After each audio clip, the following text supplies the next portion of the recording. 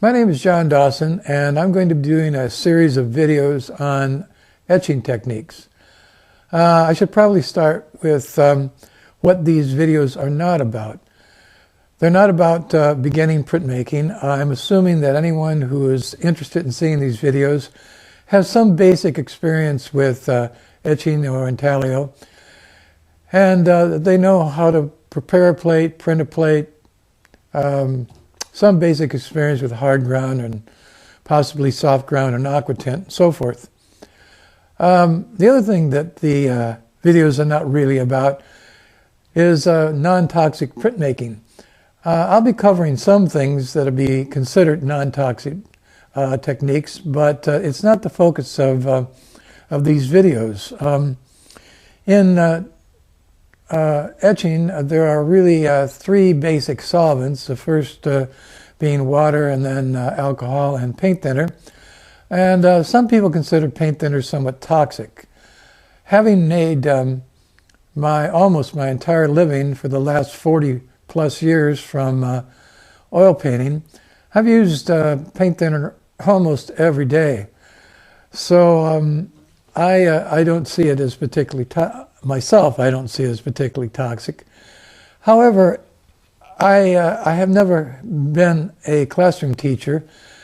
I haven't had any experience teaching in a classroom since I left graduate school or finished my master's over 40 years ago.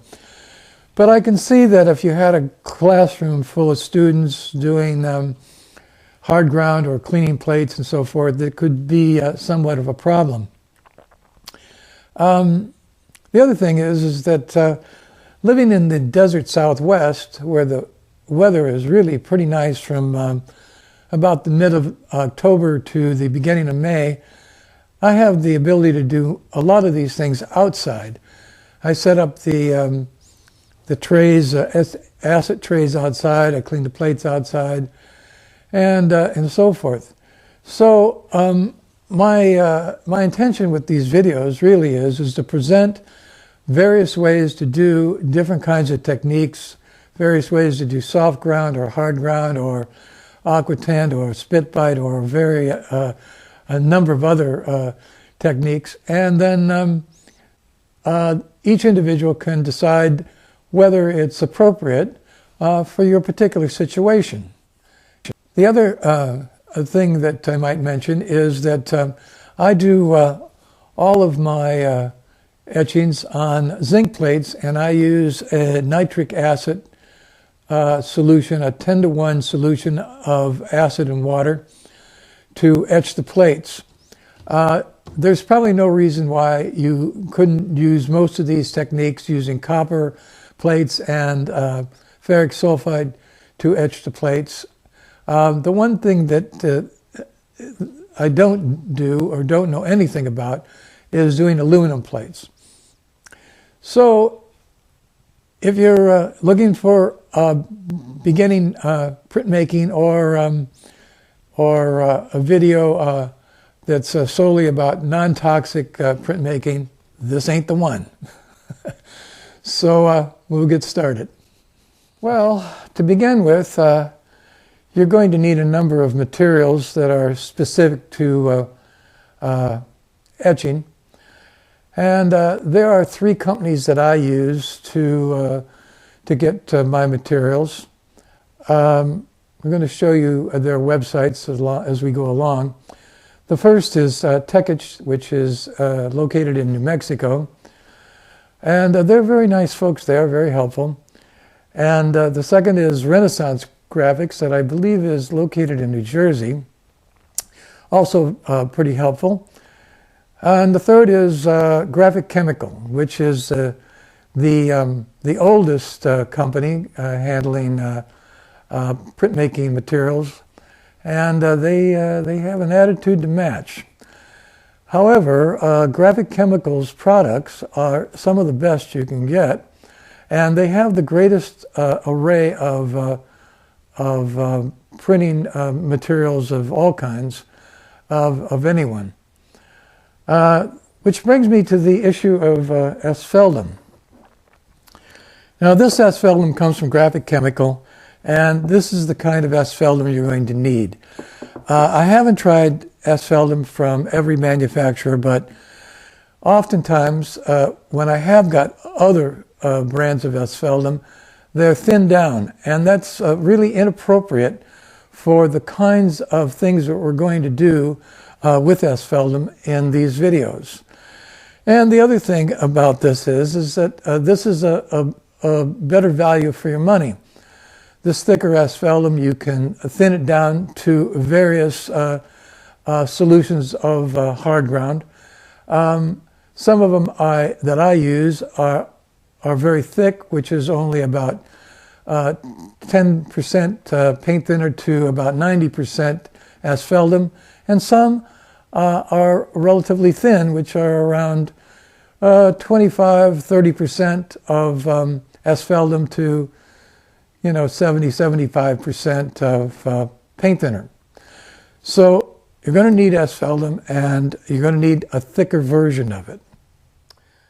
Okay, well, you're going to need Stopout varnish, and you can buy commercial Stopout varnish, but you can also make your own. You're going to need a jar with a lid, alcohol, and rosin. This is lump rosin, and it's pretty simple. You put pieces of rosin into a jar.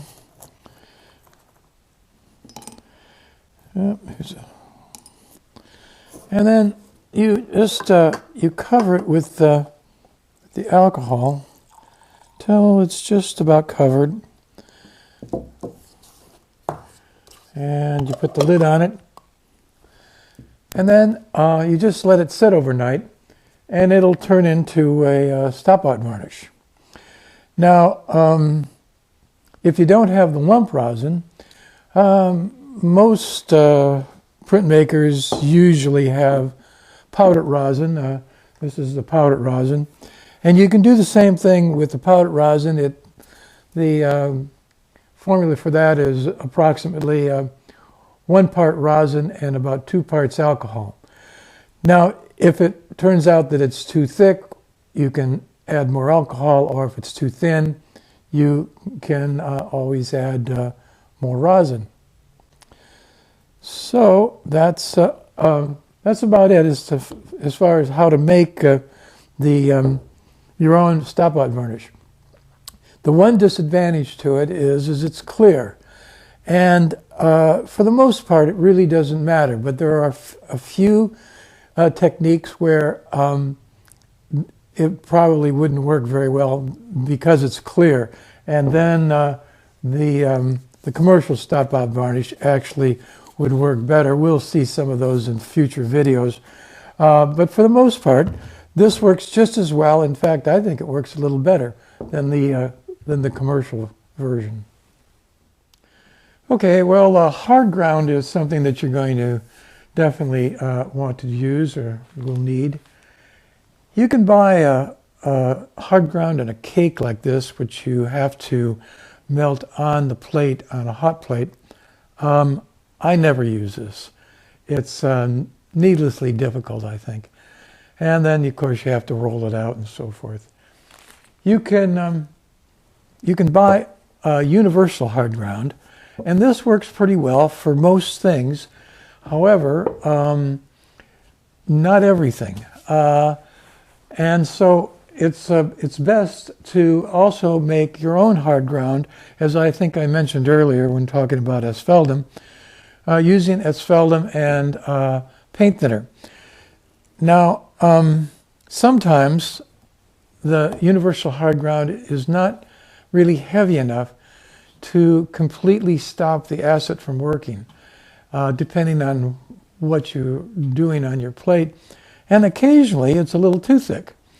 And then there's one thing that we're going to do next is how to transfer a drawing to your plate, an original drawing, and the hard ground doesn't work very well for that. And a solution of asphaltum and paint thinner works much better. So we'll be demonstrating that next. Well, you may want to transfer an original drawing to your etching plate.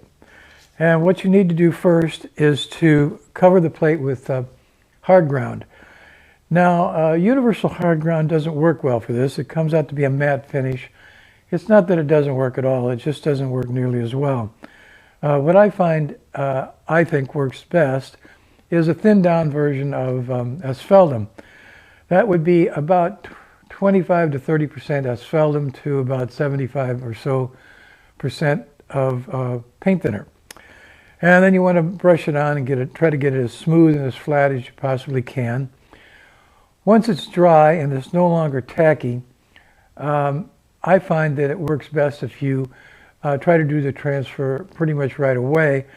It doesn't seem to work quite as well if you let it sit overnight and so forth, but it'll still work. It's just that I think it works better if you do it right after it's completely dry.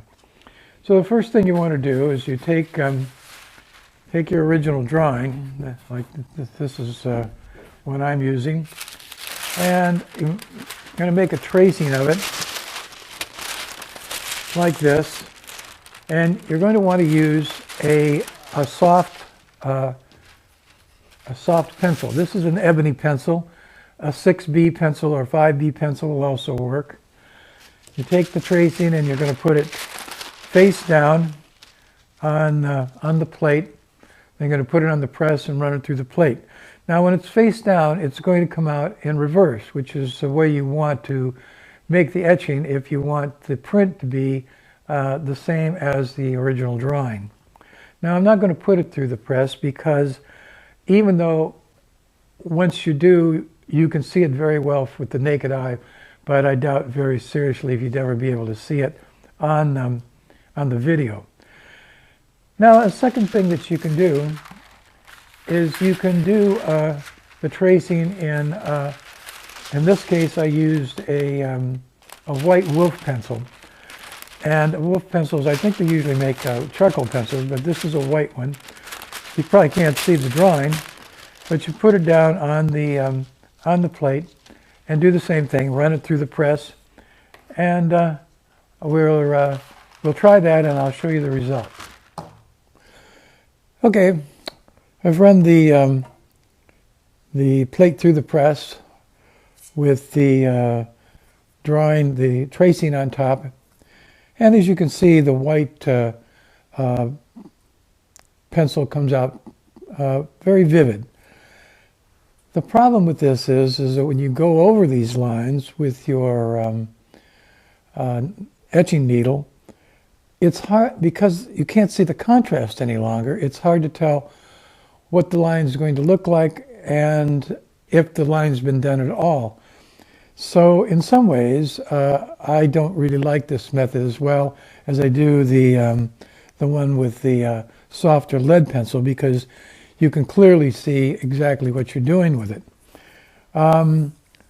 In doing this, it also occurred to me that maybe other Prismacolor pencils would work. So I tried some.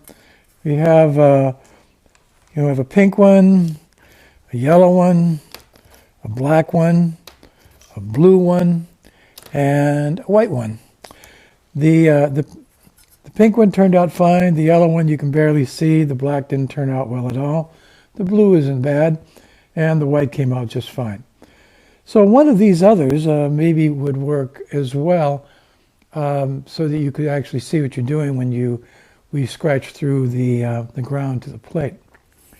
Now, if you don't have access to a press, the other way that you can do this is like doing the drawing again. You can't see it on here, but the drawing again with a white colored pencil, and then you simply lay it face down on your plate, and the white actually shows through pretty well on this, and you really have to use a white colored pencil because the lead pencil doesn't show up at all.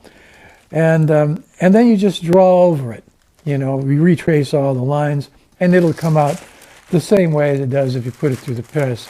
it's a little more time consuming, but it also works. Okay, then there's yet another way to transfer drawing to a plate, but we'll get to that when we get around to doing soft ground. There's a kind of hard ground that's called Rembrandt hard ground. I don't know if it has anything to do with Rembrandt, really. And there's a number of variations of it that you can find. I'm going to show you one. Now, this hard ground is a little harder it's harder to make, and it's a lot harder to apply. And it has really kind of a specific sort of use. When you apply a regular hard ground with that's made from asphaltum or universal hard ground, and if you're going to work on it for a number of days over an extended period of time, sometimes the hard ground can get brittle and will tend to chip. Or if you want to make darks and blacks in your print, rather than using aqua tint, you want to use cross hatching. This is the perfect hard ground to use because it's very unlikely to chip, and you can create a little smoother lines, I think, with it than you can with the other versions of hard ground. A little less scratchy. It may not be worth making it just for that, but if you have a specific need for it, like doing cross hatching, or if you're going to be working on a plate for a long period of time, this hard ground might be just the perfect thing.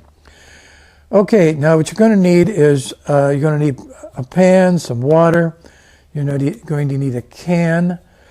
You're going to need beeswax. You're going to want real beeswax. Now, you can get this usually at most art supply places, and also craft stores like Michael's also has beeswax. You're going to need a jar with a lid.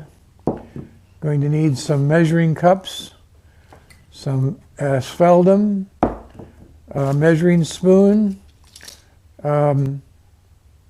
powdered resin, and paint thinner.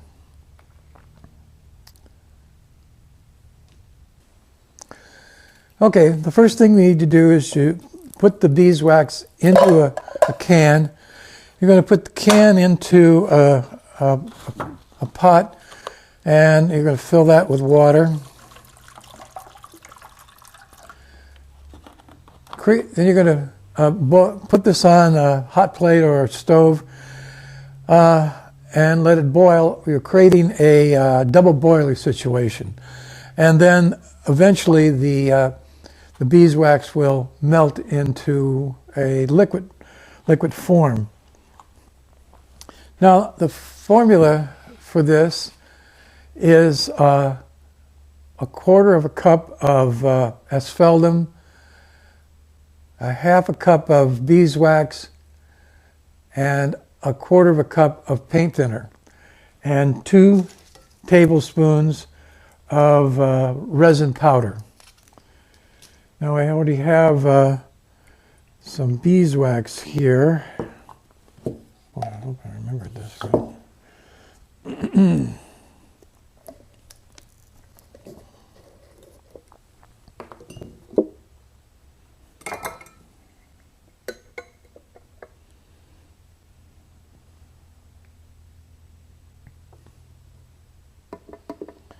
So we're going to put all that into a jar. And once again, you'll need to have this thicker version of asphaltum. If it's a thinned down version, it's not going to work very well. And then we have the beeswax that's already been melted.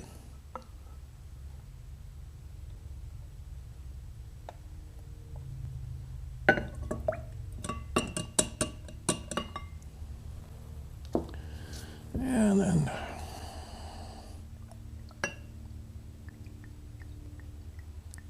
And this is 1/4 cup of paint thinner.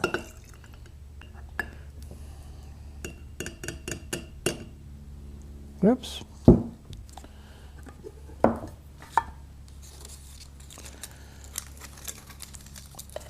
And then about 2 tablespoons of powdered resin. Doesn't have to be exact. And then going to mix that up. Try to. Now once you have it mixed, you're going to want to put the jar again into a double boiler situation with a pan with water in it. Make sure the water is at room temperature. If the water is boiling hot, it'll probably crack the glass. Then you're going to bring it to a boil so it mixes completely, and then we apply it to the plate, which is what we'll do next.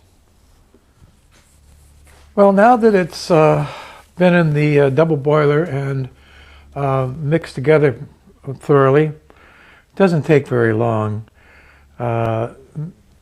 Melting the beeswax initially, that takes quite a while. And it has a nice sweet aroma when it's melting and after it melts. Now the rest of this is pretty simple. I'm just going to take a brush. I'm going to brush some of this on here. Now we're going to put it on the hot plate and roll it out so it's smooth. Well, next we put the etching plate on a hot plate, and I have the hot plate set at someplace around 225 to 250 Fahrenheit. That'd be approximately 107 to 120 Celsius. It doesn't have to be exact, anything in there, in that area. And then we're going to roll this out until it's smooth.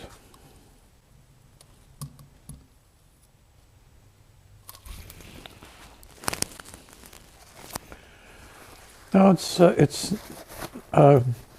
not bad to have a paper towel handy to wipe the roller off periodically, and then that helps to get it pretty smooth and flat. There we go.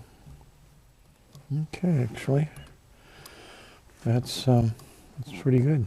Okay, well, when the ground is finally cool, it's ready to work on like you would a normal plate. The Rembrandt ground itself, once it cools, is going to turn back into a solid, about like that. And what you need to do the next time you want to use it is the same thing. You put it into a pan of water, make sure the water is at room temperature so you don't break the glass, and turn it back into a liquid. The beeswax, once you melt it in the can and use whatever you need, it turns back into a solid, but you don't have to throw it away or anything. You can just keep it in that can just like it is.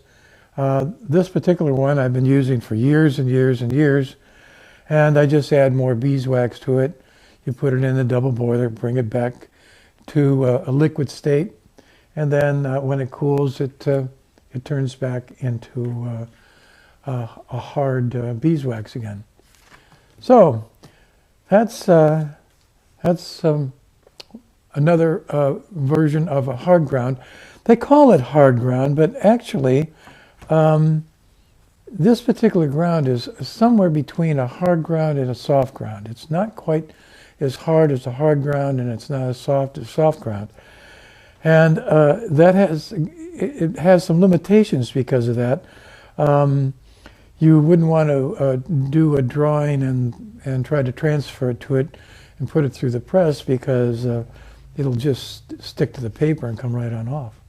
So it does have its limitations, but it's ideal for doing things like cross-hatching or certain kinds of projects that you want to do that are going to take a long time doing with regular hard ground.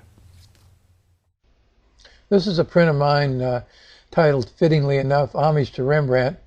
And as you can see from this detail, the cross-hatching makes a very nice solid dark.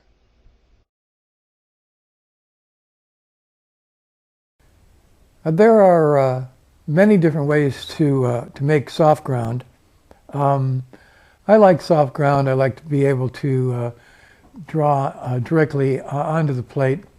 I think it's probably most commonly used to press things into the soft ground like fabric or doilies or leaves or whatever, and run it through the press, and then those things can be etched onto the plate.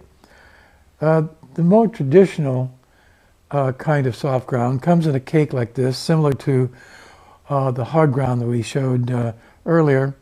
I've used this and it works okay. You can make this yourself, and what you're going to need is beeswax, a can, a jar with a lid, 1/3 of a cup measuring cup, some